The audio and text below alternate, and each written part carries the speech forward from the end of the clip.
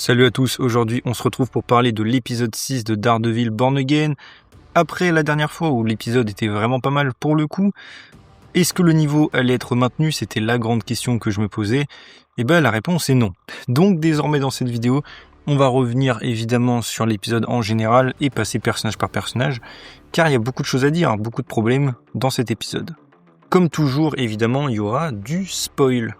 Alors déjà, pour donner un petit avis général sur les trucs qu'on a dans l'épisode, je trouve qu'on retrouve tous les défauts habituels de Daredevil Born Again.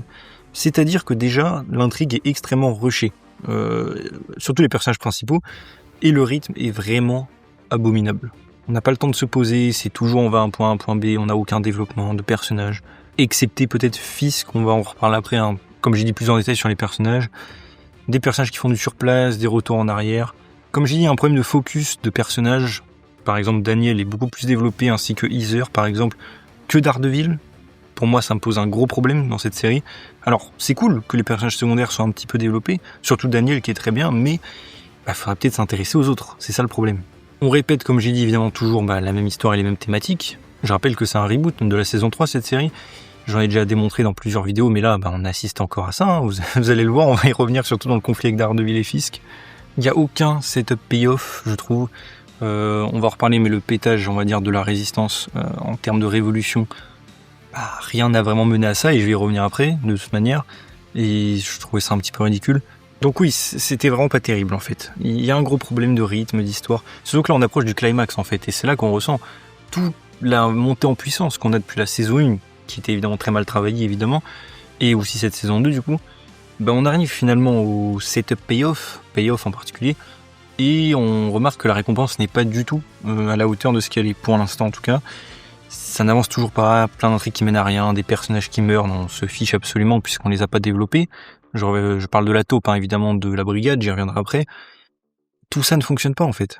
Le seul truc qui fonctionne selon moi, c'est à la rigueur, c'est Fisk, mais comme j'ai dit, je vais y revenir après en détail, même lui a des petits problèmes. Mais Fisk était plutôt réussi, je trouve, depuis quelques épisodes. C'est vraiment le point fort de la série, actuellement, je trouve. Et Daniel. Sinon, tout le reste, poubelle. On a aussi dans cet épisode encore un peu de fanservice avec des flashbacks de Netflix. Cette fois-ci, pas cadré dans le bon format, c'est assez rigolo, pour le coup. Mais oui, non mais encore... Cet épisode, c'est vraiment... En fait, on retourne aux symptômes de ce que je disais la semaine dernière. J'ai vu que la semaine dernière, certains... Alors, très peu, mais certains s'étaient plaints que c'était un épisode justement lent, filler... Et même qui se plaignent de cet épisode, c'était le meilleur. C'était un épisode où enfin on développait un petit peu les personnages. Là, ça y est, on est retour, en fait, à tout ce que je déteste de Born Again, ou dans les séries en général, c'est-à-dire des personnages qui se battent comme des figurines parce qu'il faut se battre, pas d'histoire, pas de développement, aucun moment où on se pose. Je donnerai des exemples après, en particulier la scène entre, par exemple, Bullseye et Karen, qui aurait pu être une scène absolument incroyable, évidemment, qui est absolument banale au possible dans cette série, tellement c'est mal foutu. Bref, c'est compliqué. Vraiment, ils y arrivent pas. Cette série est malade, et j'y reviendrai maintenant. Je sais que la série sera pas bonne, et la fin ne pourra jamais rattraper tout ce problème. Donc voilà, vous inquiétez pas, je sais que certains l'attendent. Je ferai ma vidéo très longue sur Born Again saison 2. Elle arrivera évidemment, pas maintenant, je vous préviens. Mais voilà, je vais commencer à la travailler, parce que oui, il va y avoir beaucoup de choses à dire. Et donc j'avais bel et bien raison. La série était évidemment foutue dès le départ. Et non, la saison 2 ne va pas au niveau Netflix, n'améliore pas vraiment la saison 1, à part sur certains points, je dirais. Mais non, c'est une dinguerie. On est retombé dans tous les travers. Jessica, je vais y revenir après, mais quelle déception. Fisk, ok. Monsieur Charles, aucun intérêt. 3/4 des personnages ont disparu de la série. Matt, c'est vraiment, mais ça devient le pire personnage de la série, quoi. C'est vraiment fatigant de le voir maintenant. Et pourtant, je rappelle, c'est mon personnage préféré du MCU quand même. Truc de ouf. Et on a le showrunner, évidemment, qui n'aide pas beaucoup avec toutes ces interviews. Oui, il a respoil des choses, vous inquiétez pas. Je vais pas y parler ici. Mais il a respoil des choses. Et vraiment, il ne comprend tout simplement pas ce qu'il adapte. Ou en tout cas, il ne veut pas la manière dont ça a été fait avant. C'est-à-dire le développement de personnages et tout. Il veut voir des personnages se battre comme des figurines. Voilà. Il l'avait dit, il l'avait déjà dit à l'époque de la saison 1 de Born Again. Voilà. J'aimerais juste que par rapport à son ego, qu'il ne mette pas sa sale tête en figurine, par exemple dans l'épisode 5, en faisant genre que c'est quelqu'un d'important, parce que vraiment, non. Désolé, t'es pas à la hauteur d'apparaître comme ça. Mais bon, bref, là je vais pas rester 10 ans sur la critique en général. C'était nul, c'était moche comme d'habitude, gros problème de rythme, très gros problème. La musique est un petit peu mieux, je trouve, quand même, pour la scène, en l'occurrence, du combat avec Fisk, mais sinon, non, c'est toujours... c'est pas à la hauteur, vraiment... C'est une dinguerie, ils y arrivent pas. Vraiment, ils y arrivent pas. Et c'est pas parce que le dernier épisode était un flashback de Netflix que c'était bien, hein. C'est bien ce que je vous ai expliqué. Non. C'est juste parce que c'était un épisode où en fait on se pose, on raconte une histoire, des thématiques. Et l'épisode d'avant n'était pas parfait, hein. Il y avait beaucoup de problèmes aussi. Mais au moins que c'était normal. Là, non, on est reparti dans tous les travers, il y a trop de persos, on s'éparpille, Bref, ça va pas du tout. Mais je vais passer tout de suite au personnage. Déjà, on commence avec Daredevil. Et Daredevil, je voulais déjà reparler de lui un petit peu, Matt Murdock, hein. Parce que lui, vraiment, pareil, il y a des problèmes. En fait, j'ai trouvé, j'y reviendrai bien sûr dans ma vidéo bilan, hein, qui arrivera plus tard, mais le problème de Matt cette saison, c'est qu'en fait, on dirait Thor dans Thor 2. Je sais pas si vous voyez ce que je veux dire. Ça veut dire que c'est le personnage principal, sauf qu'il est inintéressant. Il est un peu en background, on raconte des choses, mais on le développe pas assez, et tout le monde lui vole la vedette. C'est une dinguerie. Il y a un déséquilibre aussi énorme avec Daredevil, hein. Là où dans la saison 1, on n'avait que Matt Murdock, enfin pas mon Matt Murdock, puisque c'était un tueur et il avait abandonné tous ses principes, mais c'était quand même plus ou moins Matt Murdock. Mais il n'y avait pas Daredevil. Dans cette saison 2, ils ont fait l'extrême opposé. On n'a que Daredevil et pas Matt Murdock. Et c'est un problème aussi. Et oui, je suis désolé. Ils savent pas le rythme. En fait, ça manque beaucoup de développement de personnages. Quelque chose que la saison 3 avait. Daredevil était tout le temps Daredevil dans la saison 3, mais malgré tout, parce qu'il ne peut pas échapper à sa nature, le côté Matt Murdock revenait quand même. Quand il est à l'église avec Maggie Grace, des choses comme ça. Il y avait du développement, il y avait des choses. Dans cette série, c'est vraiment Daredevil tel que les criminels le voient en fait. C'est un mec random dans un costume qui vient tabasser des gens. C'est tout. Il sert juste en fait à se téléporter, se battre. C'est tout. Je dis bien se téléporter puisqu'il va à des endroits qu'il ne peut pas connaître. Enfin bref, je vais y revenir tout de suite. Alors pour Jessica, j'en reparlerai après. Hein. Le combat avec Jessica Jones, j'y reviendrai après. Mais donc Matt Murdock, on le retrouve dans cet épisode, donc avec Bullseye qui l'emmène donc avec Karen au repère du Punisher. Il se fait donc contacter par Jessica avec qui il était déjà en contact pour aller donc reprendre apparemment les armes de Fisk, les fameuses armes, vous savez, qui sont l'enjeu depuis le début de la saison. Et ben en fait, tout ça pour ça. Il trouve les armes, il va dans l'entrepôt, il se bat avec Jessica, tout commence à péter un peu par accident. Et fin, il s'en va, c'est terminé, cette histoire est terminée. Et j'étais en mode, peut-être... Je rappelle qu'à la base, il voulait des preuves pour retourner l'opinion publique contre Fisk. Peut-être éventuellement, je sais pas, prendre une photo. Jessica Jones qui travaille désormais pour lui et que c'est une enquêtrice. Je rappelle son but, littéralement dans son métier, elle prend des photos pour avoir des preuves. Elle peut pas prendre des photos et les envoyer à Matt qui les diffuserait, non. Donc, je sais pas c'était quoi son plan en fait. Il est juste allé là-bas, il a tabassé les mecs, tout a explosé, puis il est parti. Voilà, super, génial. Toute cette intrigue qui a pris donc 6 épisodes, réduite à néant. Très très cool. Et de toute manière, l'opinion publique est déjà contre Fisk, comme on le voit dans cet épisode. On a ensuite des discussions avec Karen qui tournent beaucoup en rond. Ça, j'y reviendrai après sur la partie sur Karen, je vous préviens, donc c'est pour ça que là, j'en parle pas. Mais on va passer directement donc à ce qui est intéressant, c'est-à-dire le combat avec Fisk. Et alors là, vraiment, mais j'ai rigolé. Vraiment, j'en pouvais plus. Donc, alors peut-être petit truc qui vous a peut-être surpris au début du combat. Matt sait où est le repère de Fisk. Je veux dire, déjà là, normalement, vous faites une pause. Quand vous regardez l'épisode, normalement, je suis désolé de vous le dire, mais si le QI s'allume, déjà vous vous dites, oula, ce qu'il fout au repère de Fisk. Déjà, comment il sait où il est, comment il sait où il habite, comment il est rentré là-bas. Je rappelle que dans la saison 1, il ne pouvait pas y aller, soi-disant, parce que c'était très dangereux et qu'il allait se faire tuer. C'est Karen qui lui dit. Épisode 9, allez le revoir. Dans cet épisode, même dans cette saison, on nous dit que Red Hook est très gardé, et même quand il est allé dans l'espèce de prison, il a eu du mal à en ressortir quand même. Rappelez-vous, il a eu beaucoup de chance. Désormais, Matt peut aller là-bas, plus ou moins, et se téléporter apparemment, dans le repère de Fisk. Mais c'est pas tout, parce qu'en fait, il peut aller au repère de Fisk, le tabasser et l'arrêter s'il veut.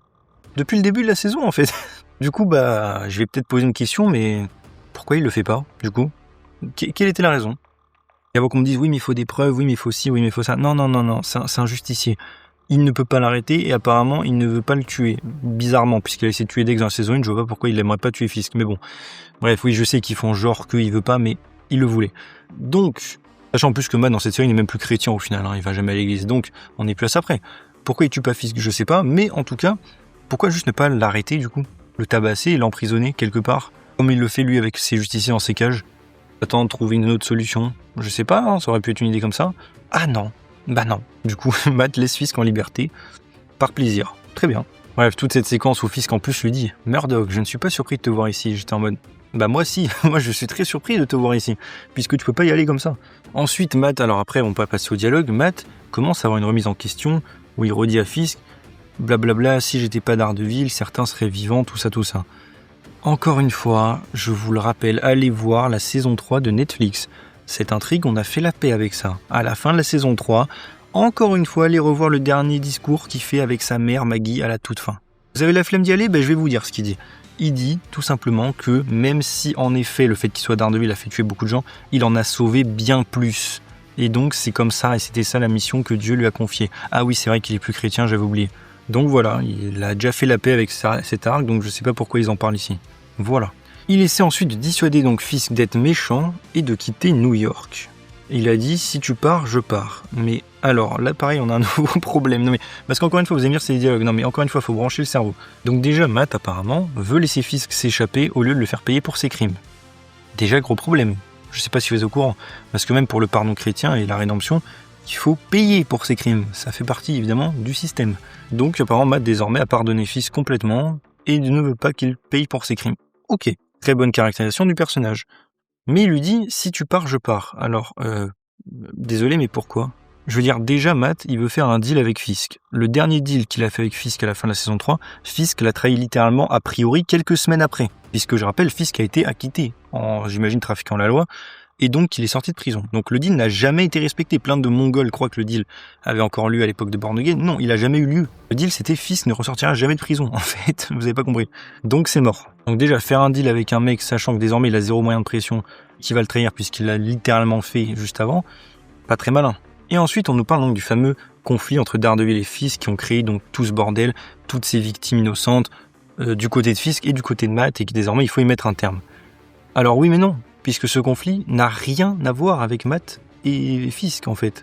À la base, qu'est-ce qu'on a ? On a Fisk qui a voulu devenir maire de New York. Pourquoi ? Je ne sais toujours pas, d'ailleurs, ils l'ont jamais dit dans la série. Est-ce que c'est parce que son père voulait être maire ? Peut-être, ce ne sera jamais dit. Fisk est juste devenu maire de New York, et à force d'avoir des problèmes avec White Tiger et Muse, il a décidé de créer une brigade qui s'en prendrait aux gens costumés, en gros. Résume grossièrement, bien sûr. De son côté, Daredevil n'était plus Daredevil. Il était juste Matt Murdock. Et il n'en avait rien à faire que Fisk devienne maire. D'ailleurs, ce que je trouvais toujours très bizarre. Mais bon, c'est pas très grave. Et Matt, il n'est pas redevenu Daredevil à cause de Fisk. Il est redevenu Daredevil parce que Muse s'en prenait à des gens et c'était pour arrêter un tueur en série. C'est juste le fait que petit à petit, les choses en entraînant une autre, parce que la tension montait de chaque côté, le conflit a repris techniquement. Mais à la base, ce conflit n'a rien à voir entre les deux. Vraiment, ils comprennent rien, c'est une dinguerie. Ensuite, on passe donc au fameux combat. Alors déjà, j'ai envie de dire quelque chose. Est-ce que vous avez ressenti ne serait-ce qu'une émotion dans ce combat de manière réelle, hein ? Je ne parle pas de hype et d'aura ou je sais pas quel truc de mongol de TikTok. Non, je parle de la vraie vie, là. Je veux dire, imaginez le tableau. On a quand même Fisk qui vient de perdre Vanessa, quand même, hein, qui affronte Daredevil pour la première fois après la saison 3. Et c'est ça le combat ? C'est tout ? Genre vraiment, vous êtes satisfait avec ce qu'on a eu ? On a un combat qui dure genre 1 minute chrono, et Matt qui se fait exploser, puis qui reprend l'avantage et qui met KO Fisk, plus ou moins, enfin qui le bat en un coup de genou. Un coup de genou pour Fisk, c'est tout ? Sans compter que le combat, bon... Attention, il est pas mal chorégraphié sur le principe, attention, qu'on s'entende bien. Juste, mais il y a aucune émotion puisqu'il n'y a aucun setup payoff. Mais moi, je parle du reste. Je veux dire, Fisk qui se fait battre littéralement 1 seconde. Vous savez combien de temps ça mettait à le battre, Fisk, à l'époque ? C'était pas ça. Hein. Fisk, d'ailleurs, qui a développé une super force, puisque désormais, bon, juste en quelques coups, sans apprendre le bras de Matt apparemment souffre extrêmement. Donc, je veux dire, après, bon, ça, c'est cohérent. Dans le MCU, sa force ne fait qu'augmenter. Ok, admettons. Mais bon, après, Matt, d'ailleurs, encaisse très bien les coups quand même. Hein. Je rappelle que dans l'épisode 1, il lui a suffi de 3 coups pour être KO. KO complet, hein. Des coups de Fisk qui peut tuer un être humain, apparemment, juste avec son doigt. Apparemment, bon, ça lui fait pas grand-chose. Très bien. D'ailleurs, en parlant de l'épisode 1, c'est vrai que son petit trauma avec Foggy, là, quand il entend des battements de cœur, n'est jamais revenu dans la série, au passage, je vous le rappelle. On a aussi, évidemment, bon, vu que je rappelle que cette série est un remake mal fait de la saison 3, on a même Fisk qui pète son mur en briques et qui se pète la main dessus, hein, au cas où. Que vous auriez pas compris qu'on fait un remake et qu'on sait rien créer, hein, au passage. D'ailleurs, tout le combat qui est entrecoupé par la manifestation, là, de Antifa ou je sais pas quoi, c'était... Waouh, ça aussi, c'est pas très bon, hein, je trouve, pour l'immersion dans une scène, mais bon, c'est pas très grave. En fait, ça coupe l'immersion. Tout ça, en fait, si on voit qu'à côté, il y a un autre truc, il n'y a pas d'enjeu dans la scène. C'est ça le problème.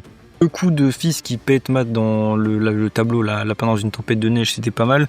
Je trouve que la scène, quand même, est un petit peu forcée, d'ailleurs, au passage. Mais bon, pourquoi pas. Parce que oui, poétiquement, vous avez compris, son obsession pour taper Daredevil, ça fait qu'il casse son tableau, et donc, ce qui le relie à sa vraie vie et tout, oui, on a bien compris, vous inquiétez pas, c'est très très subtil. En fait, ce qui m'avait vraiment fait rigoler avec ce combat, surtout à la fin, c'est que Matt, en fait, il finit pas Fisk, juste il s'en va, il le laisse, je sais pas d'ailleurs pourquoi il le laisse en liberté, mais admettons. Mais en fait, ce qui me fait rire, c'est que même Fisk le dit. En gros, on se bat parce que on a que ça à faire, et on sait même pas pourquoi on se bat. Et j'étais en mode, alors oui, ça pour le coup, c'est très poétique avec Born Again. Pourquoi vous vous battez, pourquoi même Fisk est encore là ? Je sais pas, du coup ça c'est vrai que j'ai trouvé ça marrant qu'il y ait une espèce de poésie avec la vraie vie, alors c'est pas leur intention, hein, évidemment, mais le fait que même eux, sans le vouloir, admettent qu'il n'y a aucune raison pour laquelle Fisk et Daredevil sont en train de se battre. J'étais en mode oui, ils se battent parce qu'il faut un combat avec des figurines. Voilà, super. Du coup, non, Daredevil, vraiment, en tant que Matt Murdock, et le combat c'était pas au niveau. Vraiment pas au niveau. Il n'y a pas de développement pour Matt, c'est que du recyclage de ce qu'on a déjà. J'aimerais avoir quelque chose avec le personnage, quelque chose de nouveau, ce serait bien. Parce que là, vraiment, c'est plus possible. Le seul truc qu'on a eu, c'est qu'il veut faire pénitence pour son meurtre dans la saison 1, avec Bullseye. Enfin, sa tentative, en tout cas. Chose qu'on n'a jamais vraiment développée. On l'a évoqué dans le dernier épisode. Ça ne reviendra pas, évidemment, de la série, j'imagine. Donc voilà, Matt, c'était pas terrible. Ensuite, on passe à Jessica Jones. Jessica, enfin, qui arrive après donc avoir été annoncée comme membre de la série. Et on nous avait dit qu'elle ne serait qu'un caméo glorifié. En effet, elle arrive donc à l'épisode 6, évidemment, un petit peu tard. Hein. Et Jessica, j'ai envie de dire tout ça pour ça. Je vais y revenir, de toute façon, en détail. Alors, déjà, ça commence. On commence avec Jessica, qui a donc bel et bien sa fille Danielle. Alors déjà, je trouvais que la mise en scène faisait vraiment penser à une pub à la télé, mais bon, ça c'est autre chose. Déjà, petit problème, Danielle, est-ce que... Alors déjà, quel âge elle a ? Parce que l'actrice me paraît quand même un petit peu grande, pour en général, Danielle qui est nouveau-né dans les histoires de Jessica Jones. Je trouve ça peut-être un peu dommage de skip toute cette partie de sa vie. Est-ce qu'elle a des pouvoirs d'ailleurs ? Ce ne sera pas évoqué pour l'instant. Jessica, du coup, qui habite désormais une maison, avec Luke Cage, évidemment. Bon, ça a déjà été dit, je vous rassure en interview, on en reparle après. Bon, je trouve ça assez marrant que Jessica, finalement, rebosse dans une maison, sachant que dans la saison 2, elle avait bien dit qu'elle détestait ça. Mais bon, je revois la série, c'est pour ça que je le sais bien. Après, peut-être c'est pour sa fille. Elle, ses meilleurs souvenirs venaient quand elle était chez ses parents, donc ok. Ensuite, on a donc une scène de combat hors champ, un petit peu classique et un peu cliché, de Jessica qui se bat avec plein de mecs. Quelle chance qu'elle n'ait pas eu ses problèmes de pouvoir pile à ce moment-là. Alors oui, apparemment, elle s'est fait une côte, d'accord, mais bon, elle aurait pu mourir quand même, elle n'a pas l'air d'avoir beaucoup d'enjeux.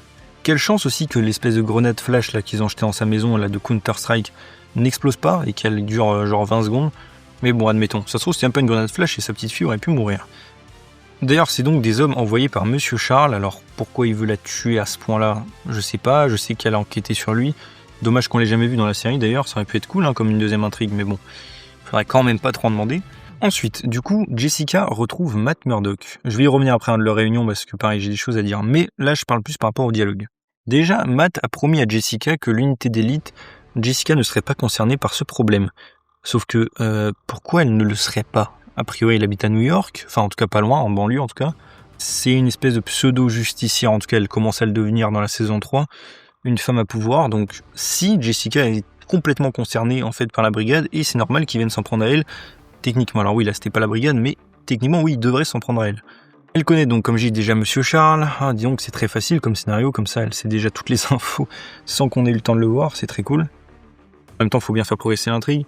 Mais je veux dire, c'est comme si au début d'Defenders, elle nous dit « Ah oui, la main, oui, bien sûr, je connais, j'ai enquêté sur ça hors champ. » Non, c'est nul. Ensuite, elle sous-entend donc que Monsieur Charles a essayé de la recruter, lui, elle ainsi que d'autres personnages, dont Luke Cage, du coup, qui a accepté. Avant qu'on me dise « Est-ce que c'est triche ?» Non, c'est pas triche. Déjà parce que, je pense pas que Marvel Studios se souvienne que Trish existe. L'actrice, il me semble, n'est plus en activité. Bref, c'est pas Trish. C'est évidemment sous-entendu que c'était Luke Cage, vu comment ça a fait avec Jessica. Et oui, ça a bien été confirmé, c'est bien Luke Cage. Ça a été confirmé en interview. Luke Cage est donc parti apparemment en mission pour Monsieur Charles. Pourquoi d'ailleurs Monsieur Charles aide Fisk alors que Fisk veut interdire les justiciers ? Bref, me demandez pas, surtout, faudrait quand même pas trop avoir de logique. J'imagine évidemment que Danny Rand travaille aussi pour Monsieur Charles. Et que du coup, ça nous fera les Heroes for Hire, sauf que là, il travaille pour le gouvernement et les méchants. Très cohérent. Est-ce que Valentina travaille sur une équipe de remplacement pour les New Avengers ? Comme ça, Luke Cage pourra en faire partie, comme dans les comics ? Sans doute. Très intéressant. Comme j'ai dit, si Jessica a déjà tout ça sur Monsieur Charles et le fait qu'elle a enquêté, elle a donc des preuves de tout ce qu'il fait par rapport aux armes, par rapport aux trucs que Fisk faisait, puisqu'elle a trouvé, c'est une détective, donc elle a des preuves. Je sais pas, ce serait peut-être intéressant de le montrer au public, puisque c'est ce qu'il voulait faire au début de la saison, non ? Non, on s'en fout. Oui, du coup, aussi, je voulais dire par rapport à la scène de réunion entre Matt et Jessica. Donc, comme j'ai dit, on nous a expliqué qu'en fait, ils retravaillent ensemble depuis un moment, que j'ai trouvé bien dommage. Je veux dire, ils se sont pas revus depuis des années, elle le croyait mort. Et non, tout ça c'est hors champ évidemment, ce serait pas intéressant de le montrer. Juste ils se connaissent et c'est tout. Salut, on attaque les méchants, ok. Cool. D'ailleurs, je trouvais qu'il y avait vraiment zéro alchimie entre eux. C'était quand même mes 2 personnages préférés du MCU, j'avais adoré leur duo, et là j'ai vraiment trouvé que c'était le néant absolu. Les acteurs aussi jouaient très mal, surtout Charlie Cox je trouve dans cette scène. On dirait qu'ils venaient de se réveiller et qu'ils l'ont fait en one shot la scène quoi. C'est vraiment une scène pour dire ouais, il y a Jessica Jones, vous êtes contents, ça va être la même chose pour les Defenders en saison 3 j'imagine. La scène de fight est plutôt cool par contre, après avec Jessica, même si elle fait un peu CW, on la voit juste jeter un peu plus les gars dans tous les sens, ce qu'elle faisait déjà dans Netflix, mais là on le voit un peu plus. C'était cool, hein, c'était sympathique la scène de combat.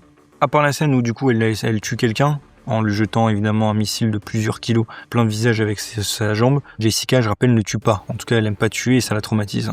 Je vous le rappelle comme ça. Je suis en train de voir sa série, donc voilà. Par contre, du coup, Jessica après part aussi vite qu'elle est apparue. Juste, donc, scène de combat au début, scène de combat avec Matt, disparition de l'intrigue. Alors, vous inquiétez pas, elle va revenir dans l'épisode 7, je crois. Et normalement, j'imagine un caméo dans l'épisode 8. Donc, vous inquiétez pas, Jessica va revenir, mais bon, c'est vrai que son rôle quand même est très très limité pour l'instant. C'est juste caméo glorifié quoi. Elle vient et elle disparaît. Comme je dis, elle aurait pu être très utile pendant toute la saison pour pas mal de missions. Mais non. Mais je voulais revenir donc sur un truc un peu plus en détail, c'est par rapport à sa perte de pouvoir. Jessica nous dit donc que depuis la naissance de Daniel, qui a l'air d'avoir pas loin d'une dizaine d'années, elle perd donc ses pouvoirs par hasard. Très bien. Mais alors, j'ai un problème avec ça. Alors pourquoi c'est là ? Bon, ça sert à rien à part rajouter de l'enjeu dans les scènes de combat. Enjeu qui est pas très existant puisqu'il a duré une fois. Mais je voudrais savoir un truc. Pourquoi son ADN a été modifié en fait à l'année pendant qu'elle était à l'hôpital ? J'ai revu encore une fois la série, je sais très bien de quoi je parle. Si vous l'avez pas vu, allez la voir. Donc pourquoi des années plus tard, à la naissance de sa fille, il y aurait un changement par rapport à ses pouvoirs qui lui enlèverait littéralement sa conception organique ? C'est littéralement ce qu'il y a dans le corps. Déjà, je trouve que ça n'a aucun sens. Vous allez me dire, oui, mais peut-être par exemple ses hormones avec la naissance. Oui, sauf que là, on est bien plus tard que la naissance. Donc, ça veut dire que ce problème n'est pas réversible, déjà. Du coup, bon là, allez, je chipote un tout petit peu, mais le docteur Karl Malus, il aurait pas pu la prévenir éventuellement de ces petits effets secondaires dans la saison 2 ? Ou encore mieux, pourquoi la mère de Jessica, du coup, Alyssa, elle n'a eu aucun problème alors qu'elle avait entre 50 et 60 balais, Alyssa, donc la ménopause, on se comprend, et donc un changement hormonal. Elle a pas eu de changement par rapport à ses pouvoirs ? Quelle chance. Quelle grosse chance. Bon, je sais, je chipote, on va me dire c'est un peu de la science-fiction, tout ça, mais cette idée, je la trouve étrange. Surtout que c'est marrant, c'est exactement ce qu'ils font avec Eve dans Invincible. Mais surtout, je trouve que toute cette intrigue, pour l'instant, n'est pas très développée. Vous savez avec qui ça aurait été intéressant, cette intrigue ? Avec Trish Walker. Vous savez pourquoi ? Puisque là, je revois la série. Le fait que Jessica, par moment, perde ses pouvoirs et devienne humaine, on va dire mortelle, vulnérable face aux attaques les plus banales, en particulier maintenant qu'elle a quelqu'un à protéger, à savoir sa fille, vous trouvez pas que ça aurait été quelque chose de très intéressant à faire en parallèle avec Trish Walker, qui à l'époque lui enviait ses pouvoirs, le fait qu'elle se remette à sa place de simple humaine, ça aurait pu être cool, non, comme thématique ? Non, sûrement pas, sûrement pas. On va mentionner cette intrigue vite fait dans Daredevil, et sûrement ne jamais la réutiliser à l'avenir. Donc voilà, Jessica aussi, quelle déception. J'ai rien senti en la voyant, c'est juste, Jessica revient, et c'est tout. Elle fait un caméo et elle fait la bagarre. Cool. Très intéressant. Son alchimie avec Matt était tellement bien dans Defender, c'est une dinguerie d'avoir réussi à rater un truc pareil, mais bon. Je rappelle, ça fait 9 ans moi que j'ai envie de les revoir à l'écran, je vous le rappelle comme ça. Mais bon, ensuite on va passer à Bullseye et Karen, je mets un peu les deux ensemble. D'ailleurs, tiens, je voulais revenir vite fait sur le dernier épisode, un truc vite fait. C'est vrai que je me suis rendu compte dans l'épisode 4 et 5, Dex, c'est juste le Punisher en fait. C'est exactement les mêmes enjeux, c'est la même thématique. Il tue des méchants en se prenant pour un pseudo gentil, ou en tout cas faire une bonne action. Et ça pose problème à Daredevil parce qu'il veut pas tuer. C'est exactement la même histoire en fait, je viens de me rendre compte. Voilà, j'aurais dû me rendre compte plus tôt. Donc c'est vraiment nul. Mais donc, on a Karen déjà dans cet épisode qui m'a fait plaisir puisqu'elle mentionne le père Lantom. Enfin, je rappelle, ça fait depuis la saison 3 que je me demande pourquoi on mentionne pas le père Lantom, surtout avec Bullseye qui a quand même tué le prêtre, qui était très important dans la vie de Matt. Enfin, on le mentionne. Ça aurait été plus judicieux de le mentionner à l'épisode d'avant, non ? Dans l'église de Clinton, là où Dex a tué le père Lantom, et où il était avec Daredevil en train de parler de foi et de rédemption, non ? Non ? Ça aurait pas été une bonne idée ? Non. D'ailleurs, au passage, au dernier épisode, c'est vrai que j'ai aussi oublié de le mentionner, comment il savait Dex et Daredevil que Vanessa allait mourir ? ils savent pas qu'elle a été blessée. Dex a jeté son truc par accident, plus ou moins. Quasiment à la seconde d'après, Matt est arrivé, l'a pris et l'a dégagé du truc. Donc Dex déjà n'a pas vu Vanessa se faire blesser, c'est impossible. Matt par contre, avec ses sens, a peut-être capté que Vanessa était en danger. Mais bon, et encore, je pense pas qu'il ait été focus sur ça, mais bon, bref. En tout cas, ils ont appris que Vanessa était mourante, je sais pas comment. Bref, on a donc Karen qui revient sur sa discussion de l'église de la saison 3. Au moins, ils s'en sont souvenus. Dieu merci, j'ai cru qu'ils allaient oublier. Sauf que, c'est nul. Parce que du coup, Karen fait juste du rétropédalage. Oui, en fait, maintenant, je veux tuer tout le monde parce que c'est des méchants. Et des gens sont morts à cause d'eux. Oui, Karen, mais ça, tu le savais déjà avant, en fait. Je veux dire, on parle de Karen qui a voulu que Matt la pardonne d'avoir tué Wesley. Désormais, elle s'en fout et veut tuer. C'est bizarre. Oui, c'est un pétage de câble pour Karen, d'accord, mais je trouve que ça fait très hors personnage. Et comme je dis, rétropédalage, comme elle le mentionne elle-même, par rapport à sa progression de personnage. Donc le personnage régresse. Je trouve ça un petit peu dommage. Ensuite, par contre, un truc qui m'a fait plaisir, c'est que Dex assume avoir tué Foggy pour sa liberté avec des guillemets, où il n'était pas du tout obligé de tuer Foggy. Donc, il sous-entend que c'était pour le fun. Il lui sourit quand il dit ça à Karen, et il lui fait même donc le fameux « Salut Karen ». Donc ça sous-entend que Dex est toujours méchant. J'espère qu'on va rester là-dedans. Vous vous rendez compte quand même qu'on est à presque la fin de la série, je sais toujours pas ce qu'ils veulent faire avec Dex. Est-ce qu'ils veulent vraiment faire un gentil ou pas? J'en ai aucune idée. Mais donc il est méchant pour l'instant. Ensuite on a donc la fameuse scène avec Karen qui veut tuer Dex. Évidemment, pour vous donner de l'émotion, puisque vous en avez pas, puisque c'est très mal foutu, ils sont obligés de vous mettre des flashbacks avec Foggy. Et en fait, ce qui m'a tué derrière, c'est que vraiment, j'ai vu cette scène et je me suis dit, mais vous imaginez si cette scène avait été faite sur Netflix? Est-ce que vous vous souvenez de la scène où Karen va voir Fisk pour le provoquer, le pousser à commettre une erreur dans la saison 3? La seule scène d'ailleurs où ils ont interagi dans la série. C'était une scène de fou furieux. Des fois, je la revois tellement c'est un truc de ouf. L'acting, l'émotion, la rage est palpable en fait. Là, on aurait dû avoir une scène de ce calibre. On a Karen qui confronte Bullseye après avoir tué Foggy Nelson et le père Lantom et a failli tuer elle-même. Non, c'est 2 secondes de discussion, pas d'enjeu. Et on arrête cette scène quasiment à la seconde où elle a commencé. Voilà, c'est tout. J'en peux plus, vraiment j'en peux plus. Donc Karen allait vraiment d'ailleurs tuer Dex avant que Matt arrive et l'empêche. C'est vrai que c'était un truc de ouf de faire ça aussi, je trouve. Mais bon, au moins Karen a porté son courage. Et techniquement, elle aurait eu raison de le faire. Par contre, un truc qui m'a fait rigoler, c'est que du coup, elle croit que Bibi est morte, puisqu'elle dit qu'elle croit que sa source est morte, puisqu'elle n'a pas montré la fameuse vidéo. J'étais en mode, mais Karen, t'as le téléphone de Bibi, tu peux pas lui envoyer un message, éventuellement, pour vérifier si elle est morte? Non. Ah non. C'est vrai que Karen, pour le coup, on dirait vraiment une folle, comme dans les comics, là, actuellement. Ça m'a fait rigoler, parce que vraiment, elle prend une pente descendante. Et même toute la scène, la réaction de Matt qui fait « Oh mon Dieu, Karen, mais tu es méchante ». C'était nul, je suis désolé, c'était nul, de ouf. Après, donc, il y a la fameuse manifestation, je vais y revenir après. Et on a donc Karen qui se fait arracher sa perruque par un mec random, je sais pas pourquoi d'ailleurs. Et donc Powell qui va l'arrêter. Bon, ça on le savait, on l'a vu dans les trailers qu'elle était en prison. Merci, Born Again. Donc voilà, Karen qui a l'air d'être vachement en danger. Je rigole, c'est qu'elle est dans la saison 3. Donc voilà. Karen, c'était... Toute cette partie aussi était... grosse occasion manquée en fait, tout simplement. Karen a un développement très bizarre. Elle devient hystérique. C'est dommage. C'est pas intéressant en fait. Elle fait beaucoup de rétropédalage, je trouve. Je voulais vite fait mentionner des personnages de Netflix tant qu'on y est. C'est un peu ma section où je mentionne. Puisque cette fois-ci on a un retour dans cet épisode qui m'a quand même fait plaisir. Ellison, le journaliste du New York Bulletin, patron de Ben Urich, patron de Karen et qui devrait normalement être lié à Bibi Urich, je le dis depuis la saison 1. Et oui, ça y est, on a au téléphone une confirmation. Les deux sont en contact. Alors Dieu merci, ils se sont rappelés qu'Ellison existait. Merci mon Dieu. Mais du coup, je vais reposer des questions. Où est-ce qu'il est? Pourquoi on ne le voit jamais? Pourquoi il n'y a pas les informations du New York Bulletin?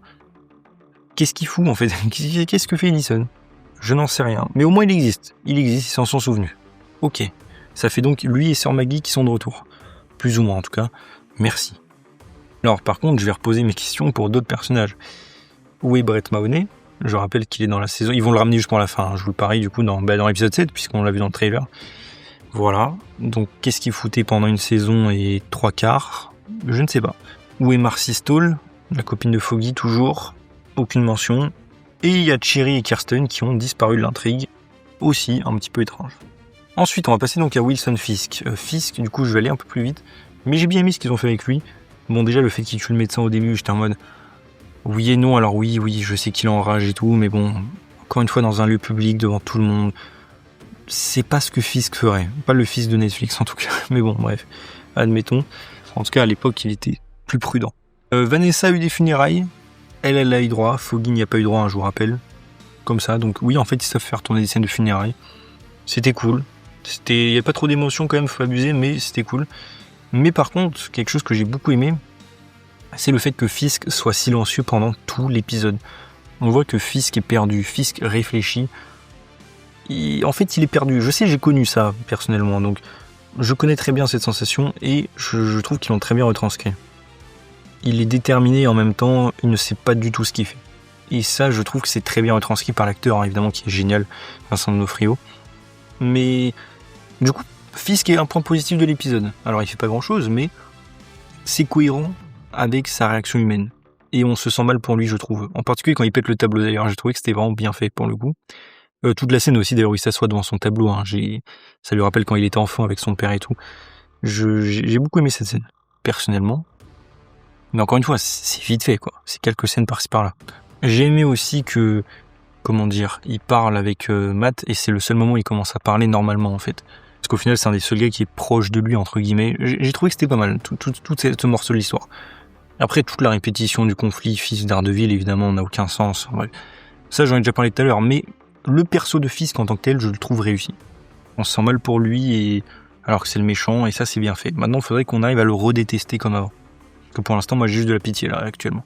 Aussi, dans l'épisode, ils ont mis en place le fait que l'autre, la Sheila, va devenir maire de New York. Bah, on le sait, hein, on a vu le trailer de Spider-Man, donc bah, c'est tout. Et aussi, j'ai trouvé ça, en fait, un peu marrant, la manif, j'en reviendrai après. Mais le fait qu'il profite de la mort de la femme du maire pour aller se foutre de lui et le provoquer, je trouve ça un petit peu limite. Enfin, en fait, c'est censé être les gentils de l'histoire, mais là, pour le coup, je l'ai pas senti comme ça. Mais bon. Je voulais passer vite fait à Monsieur Charles aussi, qui apparaît dans cet épisode. Encore une fois, un petit caméo. Encore une fois, je ne comprends pas l'intérêt de ce personnage. Il ne sert à rien. Il menace beaucoup, mais il ne fait pas grand-chose pour l'instant. Pourquoi Fisk l'a trahi ? Au final, on ne sait pas. Pourquoi du coup il voulait trahir Monsieur Charles ? Est-ce que c'était juste pour avoir gardé les armes pour lui ? Est-ce que c'est parce qu'il est perdu à cause de la mort de l'autre ? Je sais pas, je peux pas vous dire. Je me suis dit, personnellement, que c'était pour garder les armes pour lui, mais du coup, pourquoi il fait ça précisément ? Il n'y a pas d'autre moyen d'avoir des armes à New York ? Je trouve pas ça terrible en fait comme intrigue, c'est juste, il est arrivé, il a pris les flingues et c'est tout, voilà. Alors oui, je sais que l'histoire n'est pas terminée, mais pour l'instant c'est pas terrible. Hein. Et d'ailleurs, je trouve aussi que le personnage de Charles est très cliché, un petit peu trop d'ailleurs. Il va donc voir la gouverneure pour teaser quelque chose pour la suite. Ouais, super, génial. Très intéressant. Ensuite, je voulais passer vite fait à la brigade anti-justicière, parce que du coup elle apparaît évidemment. Je voulais mettre la manif dedans, la fameuse manifestation. Déjà, bon, il y a la manif, où ils mettent déjà le projecteur et tout. J'étais en mode, ok, les enceintes par contre, elles sont comment ils les ont reliées au truc ? Je sais pas, bon, c'est pas très grave, admettons, hein, ils ont le matériel. Du coup, pendant la manif, ils disent combien d'entre vous ont disparu à cause de la brigade et à cause des rafles là. Ils ont carrément dit le mot et tout. J'étais en mode, pas beaucoup. Il y en a eu que 19 en 6 mois. On le sait, vous l'avez dit dans l'épisode 3.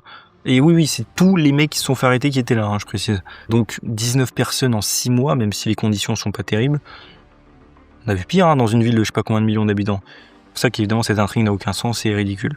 Ensuite, ils mettent aussi le masque de Daredevil comme un symbole. J'étais en mode, pourquoi Daredevil ? Enfin, on l'a jamais vu devenir un symbole dans cette série. Je sais pas pourquoi ils font ça.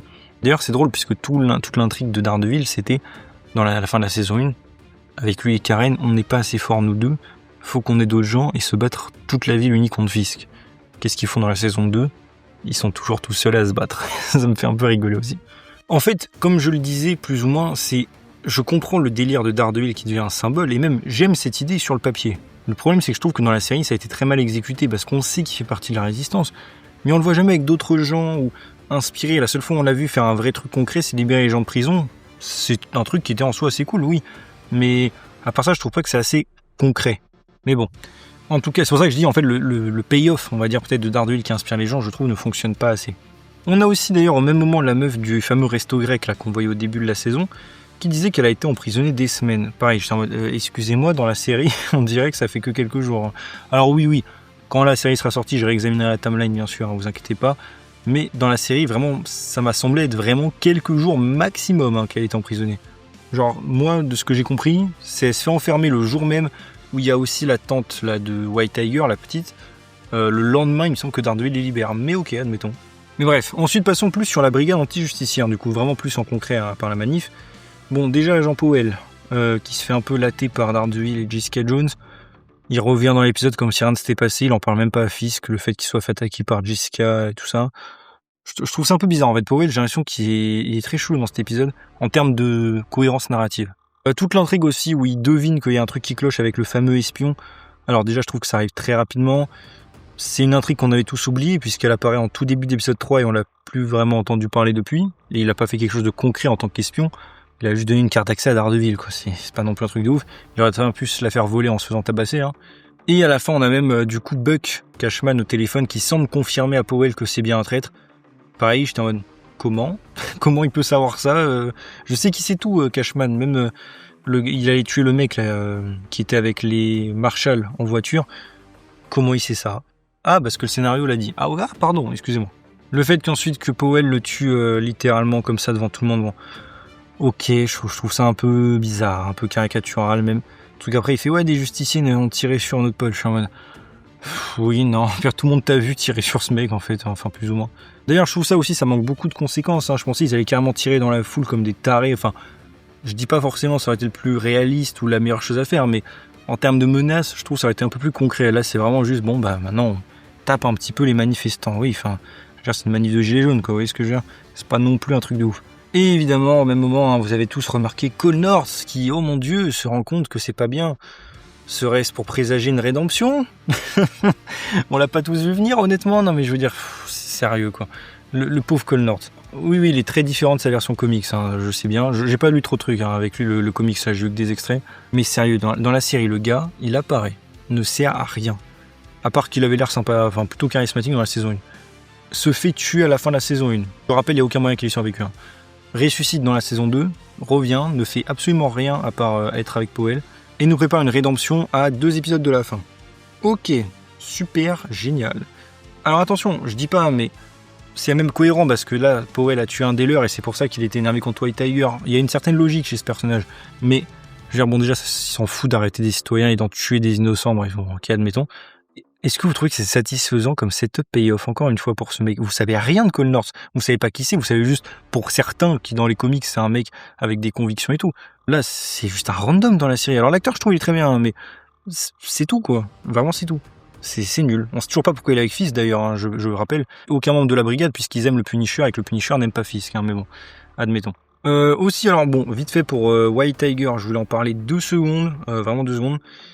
Déjà, bon, un truc qui m'a fait rigoler. Au début de l'épisode, du coup, on a appris que la fameuse infirmière dont parlait Matt dans l'épisode 5, tout le monde a cru que c'était Claire Temple, évidemment.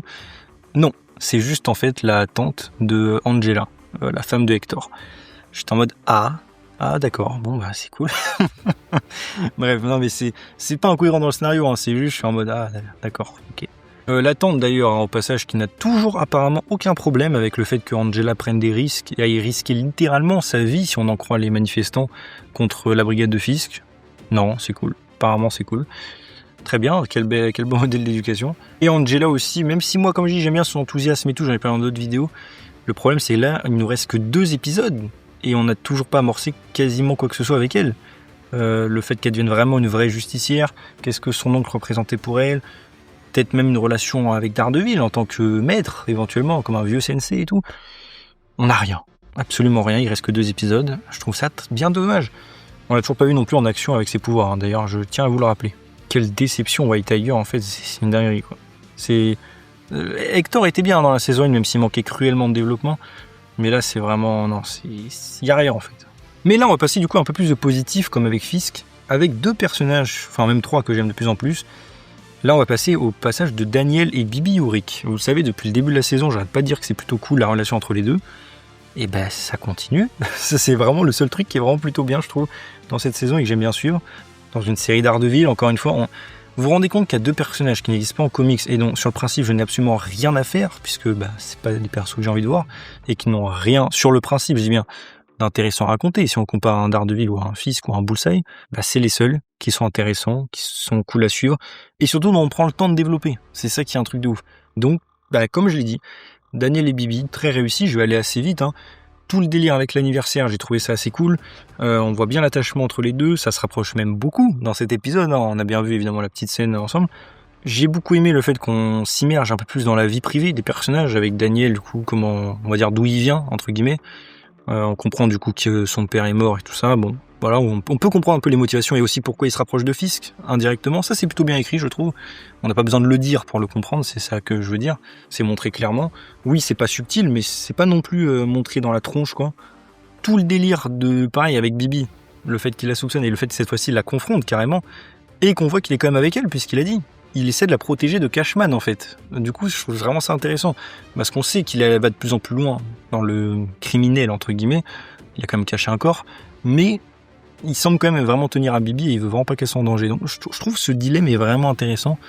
Et j'espère qu'il y aura un vrai enjeu, un payoff dans la saison. On sait qu'il y avait une photo de tournage où il avait l'air tabassé. Donc, bon, on verra ce qui va se passer.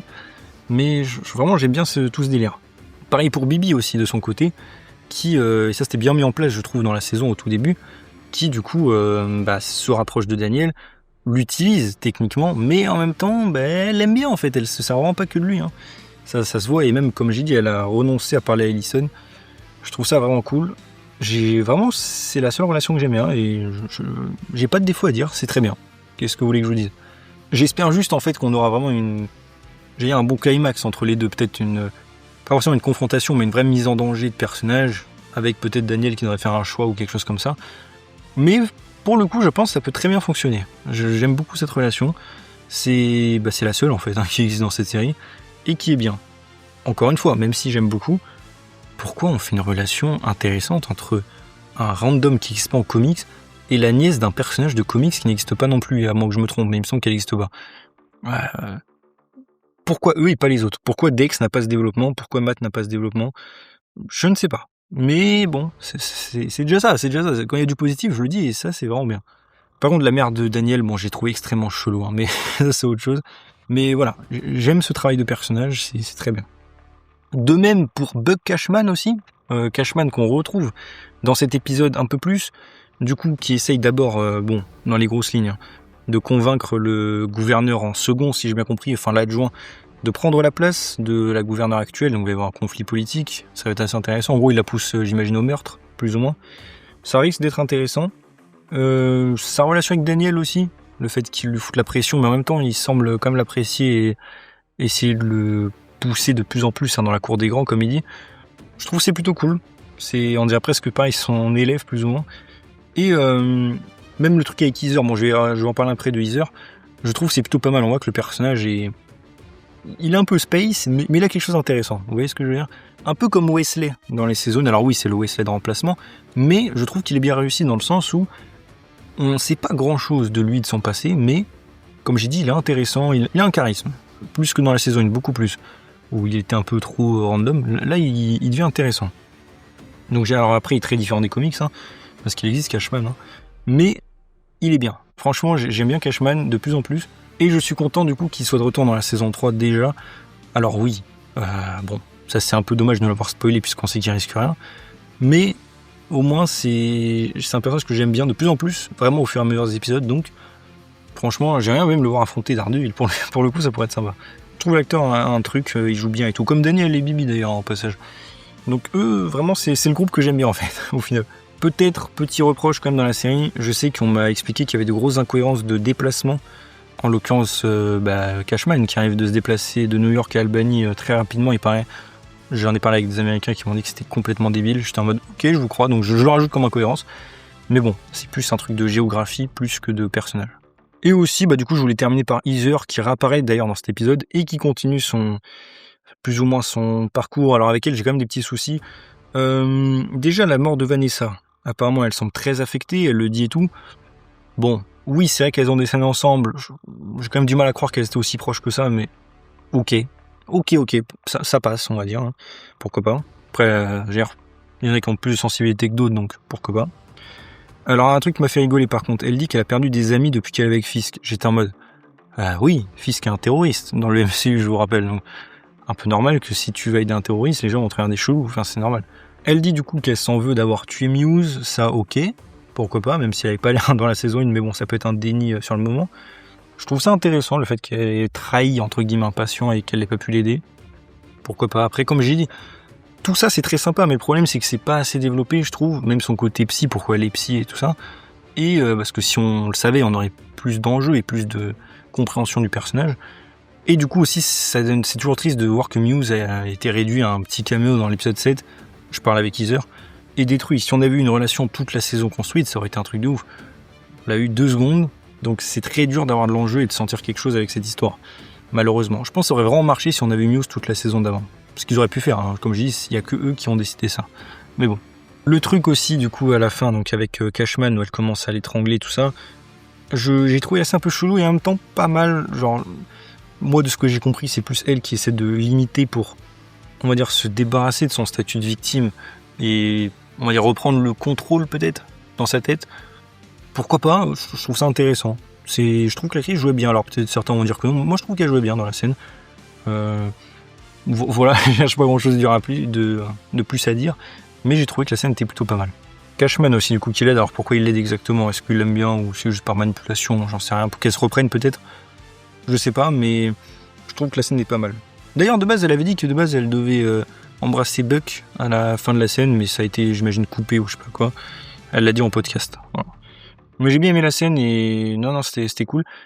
Comme j'ai dit, dommage pour Heather, parce que le problème, c'est qu'avec Heather, on a genre une scène par épisode où elle a ses hallucinations. On la revoit pas pendant genre 3 épisodes, et là, on arrive presque à la fin de la série. Je trouve que c'est un peu rapide. On mériterait plus de temps avec ça, justement. Et aussi avec Daredevil, mais bon, c'est pas si mal. Donc voilà, j'ai un peu fini pour les personnages, je pense n'avoir rien oublié pour cette fois. Pour rester un peu en bilan, du coup, comme j'ai dit, je vais redire un peu ce que j'ai dit au début. Hein. Épisode pour moi très inégal, on reprend tous les défauts habituels, c'est-à-dire on développe des personnages qui sont sympas, hein, mais qui n'ont pas forcément d'avoir besoin d'autant de place. Daniel, Buck, Bibi Yorick. Il manque beaucoup de personnages, les principaux sont inintéressants, à part Fisk, comme j'ai dit, Fisk depuis les derniers épisodes, après ce qui arrive à Vanessa, je trouve est de plus en plus intéressant, oui, mais plus intéressant parce qu'on a pitié de lui aussi, ça c'est cool, et j'ai hâte de voir encore une fois ce qu'il va devenir après, vraiment en tant que personnage, j'espère que ce sera pas remis à la saison 3, j'ai l'impression qu'ils vont le faire, mais voilà, le Fisk un peu plus perdu, un peu plus impulsif qu'on a commencé à voir, j'aime bien, et c'est intéressant, c'est vraiment intéressant, mais à part ça, comme j'ai dit en positif, Dex, on n'avance pas d'un pouce, on sait toujours pas ce qu'il veut et qu'est-ce qu'il fout en fait dans cette série. En fait, je me demande même ce qu'il fait là en fait. La seule fois où il a été normal, je crois, c'était dans l'épisode 1 de la saison 1 de Born Again. Alors oui, on savait pas pourquoi il s'en prenait à Foggy, ce qui n'avait aucun sens, mais au moins c'était le vrai Bullseye quoi. Il vient, il se bat avec Daredevil, il tue des gens, voilà, ça c'est Bullseye.